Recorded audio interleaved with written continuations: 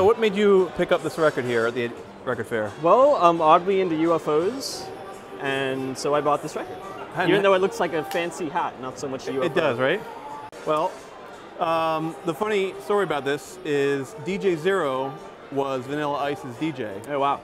And very few people know that. And also, this group, this collaboration between MC 900 Foot Jesus and DJ Zero sort of slipped through the crack. How much do you pay for it? $8. $8. That's a little high. Okay. Considering this is easily a $1 record if you can find it. But it's also a good buy because these records are really rare by this collaboration. And like I said, DJ Zero was the touring DJ for Vanilla Ice. So that makes me want to return it. Yeah, it's a fun find. Thank you.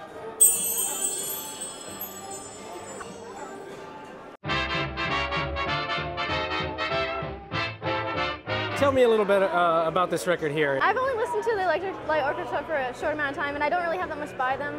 And so I saw it in a bargain thing, and I figured I would pick it up. A bargain bin, you say? Yeah.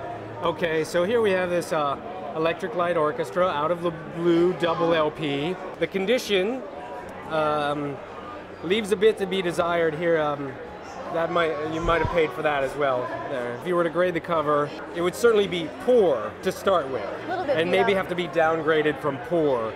So you've got a tear on the cover. Looks like somebody maybe gnawed away at it here.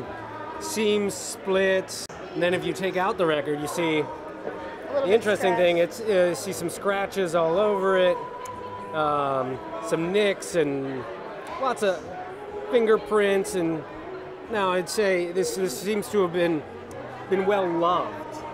Maybe almost loved too much. You said this was in a bargain bin. What did you pay for it? $2. $2. ELO, I would say, purchase price of $2. I'd put the real value somewhere more around 50 cents to $1. So there you go.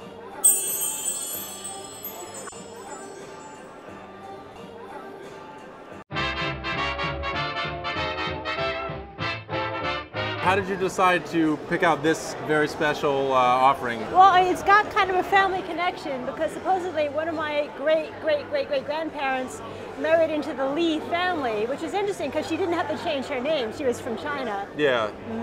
Lee. Yeah, didn't have as to in the losers of the Civil War. Yes. Because the interesting thing here is that what they say is the winners write history. So in a sense, your family might be written out of this CD a little bit. So tell me, do you know any of the songs? Well, of course, the Battle Hymn of the Republic. Not a personal favorite, but is clearly aged well. I mean, for something that's been around so long, not a lot of watermarks. It's a priceless heirloom, clearly. Some of the CDs you find from this era are not acceptable. They're not acceptable, and I really wouldn't spend the time that I'm spending with you. It has Ken Burns' name on the cover. Honestly, I think that if you find the right person, and you present it the right way. I mean, if you get like the tablecloth and see the backdrop. Yeah, I really appreciate that. This is how we do it. This is how we recommend that you do it. Okay. I honestly think 8,000 to 9,000. The right buyer, $10,000. Wow. This is the Civil War. Yeah. A little piece of your family and a little piece of all of our families, frankly. Very special antique. Thank you. That's great news. So tell me a little bit about this here record, Polish Disco. We ran out of money basically, and we just rented this. It was $1, so we had to get his Polish Disco, the Hall of Fame. I mean, how good could this actually be? Now also you've got the Polka Hall of Fame. Do you know anything about this Hall of Fame? Have you ever visited it? I have never done it. Do you maybe make plans to visit it? I don't think so. I think we just got this as a joke, basically. Really? Really. See, because I think this could be the next big wave. Really? Everyone's looking for the next big thing. Everyone's looking for something that nobody else is into. No, you might have hit the nail on the head here. You might be right. Look at the actual vinyl. Yeah. Looks unplayed. I would grade this maybe a mint minus and maybe a few smudges. Not bad. I'd say at $1, this is a steal and Not that will bad. only increase in value, especially once the Polish Disco revival hits.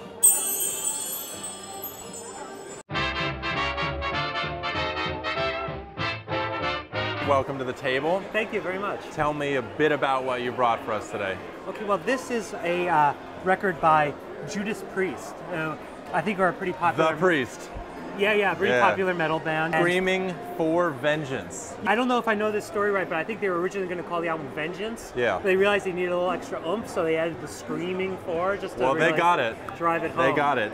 And this is just a classic era. The sound is just, I mean, unbelievable. I mean, some people bank on a name like Judas Priest alone, but you need to know what era you're working with. You need to know really what sound they had. And, you know, I think that's what you have going here. There are at least 10 guys today who are going home without this record and who really wish they had it. So that's, you know, that's you, Ben.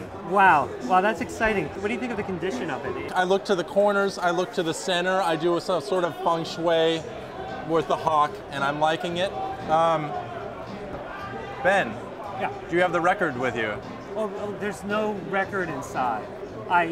This is not this. I thought it's for somebody maybe who already owns the LP, but maybe needs the dust jacket to complete their collection or something. That maybe that's So I suppose you want to know what this is worth.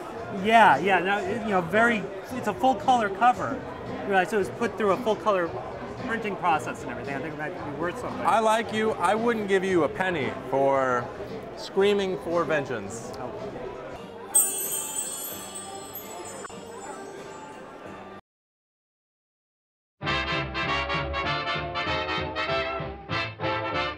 Tell me what you have here.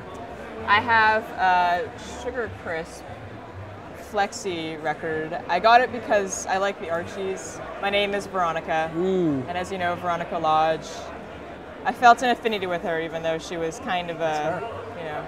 Yeah. I grew up very hyperactive on Super Sugar Crisp, so I actually remember cutting this record out and putting it on my turntable. So it's very interesting. I see these a lot. And they're already cut out because you see this is a cereal box and it's what's called a flat because it was never assembled. It was never turned into the cereal box filled with cereal and sold. So, but when people bought it off the shelf, they would cut this record out as the instructions say here, just cut on the dotted line, punch out the center, ready to play. You would actually cut this out and pop out the center hole and you would get to hear an Archie song on here. And I see these a lot already cut out, and they're really common and they're almost worthless when they're cut out because, you know, there's so many of them. But to see the box like this uncut is really unusual. I have seen it once before, and it's really actually very rare to have this uncut and in such great condition. There are two kinds of collectors that might like this. There's cereal box collectors who would love to have an uncut box like this from the 60s, and there's the pop record collectors who would love to have this too. So you might have these two groups that would be very interested in it. I'd say easily you could get about $200 for this. $200? Yes. Okay. Absolutely. Good find. It's really cool. It's great to see it like this. Thank you for bringing it and showing it.